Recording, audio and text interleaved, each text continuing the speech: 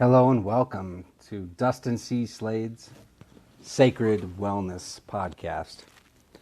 Thanks for joining in, and I just want to give you a little heads up about what this podcast is going to be about.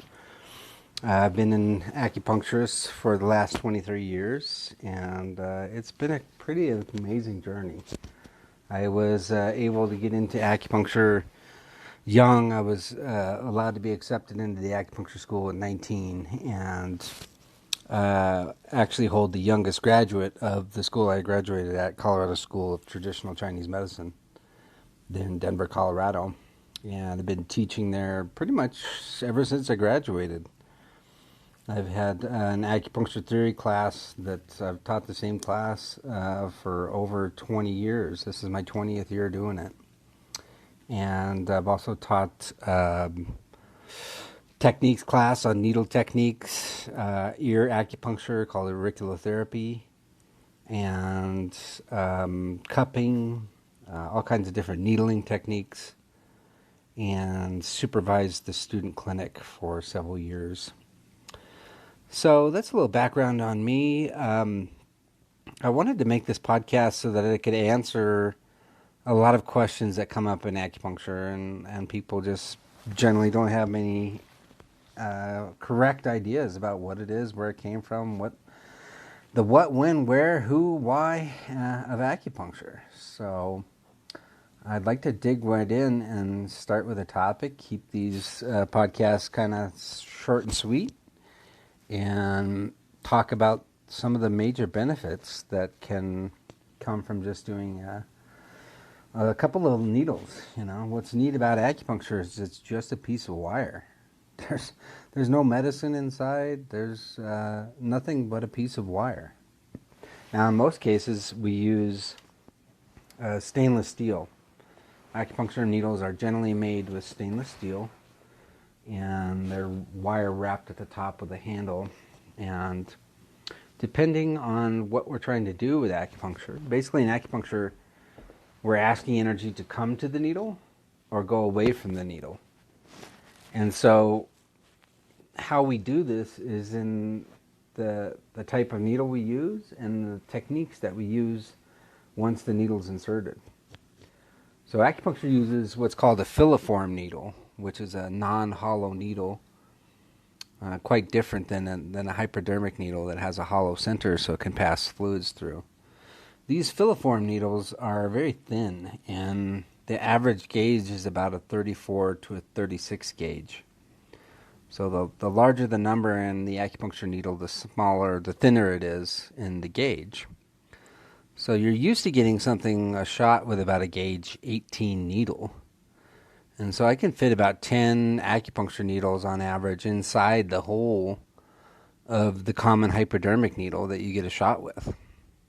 So they're real thin and bendable, just a real fine piece of wire that's been sharpened at the tip and inspected under a microscope in a lot of cases. A lot of companies are now inspecting them, so they're very fine.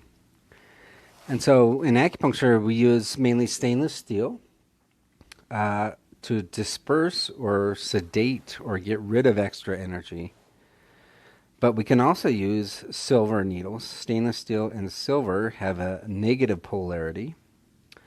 And then when we use, or zinc, stainless steel, zinc, or silver needles, mostly we use stainless steel.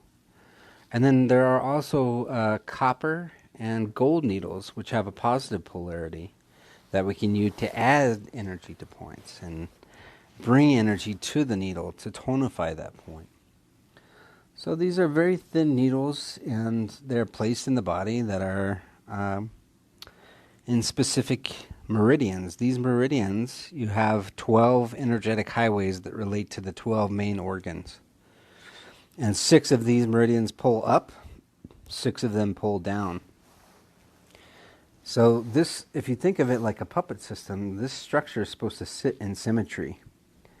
And when it's not, it's getting pulled out of alignment, and that's stress and frictions causing extra strain, and that strain's building extra heat from the friction being built up there, And that heat's burning things up and condensing the fluids and making things more thick and viscous and hard to move.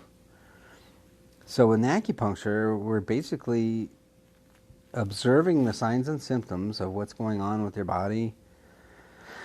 How do you sleep? What's your stool look like? How's your energy? What's your emotional state? And go through about 30 minutes of these types of questions. Look at all of your body, lifestyle, and function, and emotional well-being. And then we can get a pretty good idea of what the main disharmony is and where we need to start treatment according to your signs and symptoms. So on average, an acupuncture treatment lasts about 30 minutes with the needles in.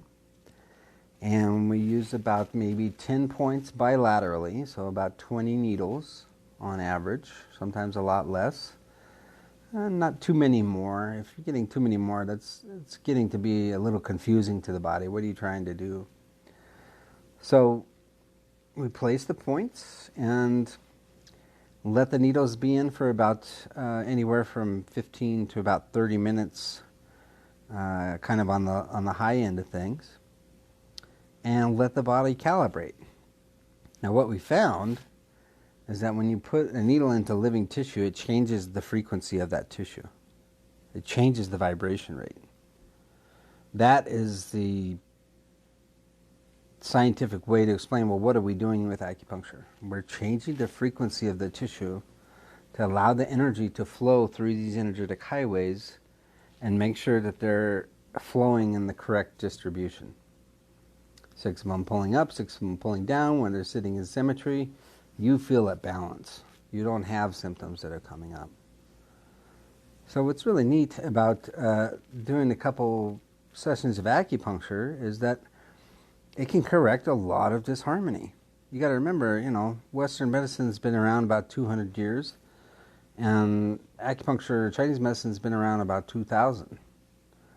So some scholars even say more, like 5,000 or 10,000 years. So, there's a reason it's still around. As I always say, we got a pin for that. So any kind of symptom you got, we got a pin for that. So basically, the way that we look at things is a little bit different than you're used to when you go to your doctor. We want to hear about all those signs and symptoms that's going on, and we want to know how these all fit into a pattern. The great part about fitting them into a pattern, once you have, you can look at the tongue, the quality of the tongue. We look at the color, the texture, the coating, any cracks, any teeth marks, any dark veins underneath the tongue. And all that information can give us information according to the reflexology that matches with your tongue. Your tongue tip is the heart, then lungs, then spleen, stomach, then kidneys and bladder, and on the sides is liver and gallbladder. And so according to what's going on to the tongue, we can get a lot of diagnostic information, and we can cross-reference that with your signs and symptoms, cross-reference that with the quality of your pulse. There's 28 different types of pulse qualities, 3 positions on each wrist, and 2 organs in each position. So the pulse is a lot of information we can gather from the pulse by taking the quality of how the pulse hits the fingers, not the rate so much. The rate determines whether there's excess heat or deficiency heat, like there's what we call empty heat or cold in the body. So we can determine by a rapid pulse that you got heat, and we can determine by a slow pulse that you have more tendency towards cold in the body. And again, everyone's different. You can have a slow pulse be normal for you too. That's why we need to assess all these other signs and symptoms. So really, from all that information, looking through your intake, asking you a bunch of questions, looking at the quality of your tongue, looking at the quality of your pulse, and then we can use other tools like palpating your abdomen, and we can also use other tools like the reflexology of your ear, the auriculotherapy, And we can use the ear as one of the subsystems for treating the whole body. All the nerves from the brain go to the hands, the feet, the brain, the scalp, the spinal cord, the nose, and the face. So each one of these areas is a subsystem for treating the whole body. You can treat the whole body on the foot, whole body on the hand, on the ear, on the spine, on the face, the nose, the scalp. Any one of those areas is a subsystem. So we can utilize, my preference is to utilize the ear. The ear is one of the simplest, most easily accessible areas that we can get to. And so I like using that right away. So anyways, when you come in and you do an assessment and you get ready for acupuncture, you will have about a 30-minute intake and then about 15 minutes to 30 minutes of the needles placed in and left. And then probably be given some recommendations for different foods to eat and maybe some herbs to take and maybe some changes in your lifestyle you need to look at. Maybe you're drinking too much coffee, you have too much hot spicy, it just depends on what's your disharmony is. And really, acupuncture, when the big package of that together is like, they say it's like peeling layers off an onion. So you come in for treatment and you have all these energetics of your spiritual, emotional, physical body that are entwined. There's no way to separate them all. They're all intertwined, and that's how we react day by day. And so what's neat about acupuncture is it works on a physical, emotional, spiritual level all at the same time. It affects all of those areas all at once. And what's neat about that is that I can be treating something like cough. Cough physically relates to the lungs. The lungs, function of the lung can create the symptom of cough. But the underlying emotion of the lungs is sadness and grief. So sometimes we can find that the emotional aspect of the organ is affecting the physical symptom, and have an ability to treat them both with just an acupuncture session. So when you come in for acupuncture, that's kind of what you'd expect. You are going to go through an intake process. We're going to gather a bunch of information.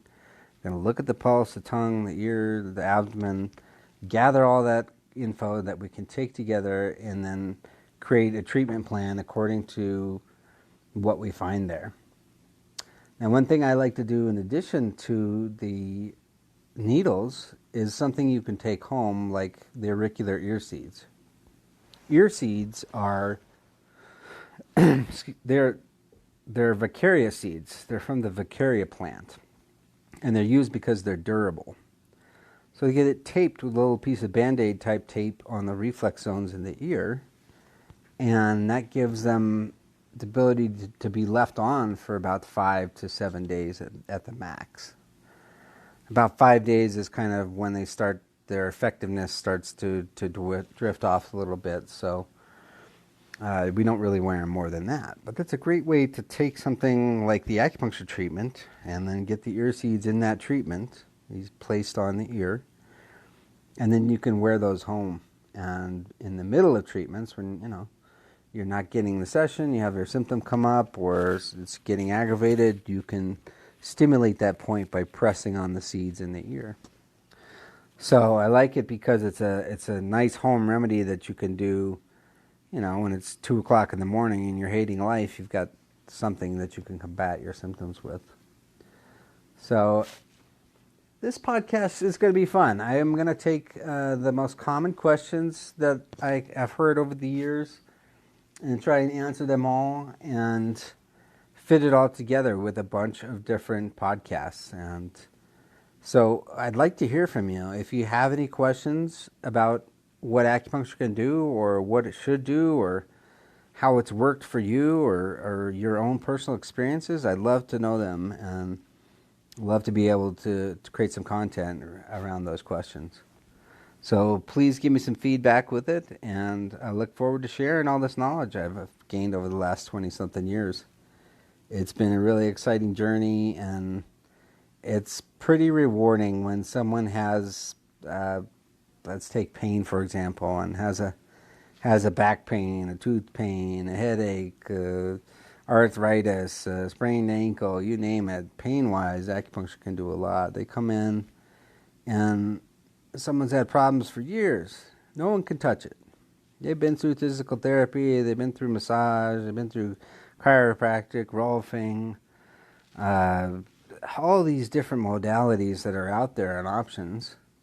And a lot of times we just put a couple of pins in, make sure that we recalibrate the body, and the brain's strong enough and smart enough, it knows what to do. You get cut, you don't even think about it, you just start healing. Well, if we can make sure that the system is communicating properly, then we can correct your disharmonies. So I look forward to your questions and comments, and this will be the first podcast. Thanks so much for listening, and stay tuned for products that I endorse and other options that are out there, health related, I'm going to be sharing with you. So thanks for stopping by, and I look forward to listening to you listening to me on the next show. Thanks. Bye-bye.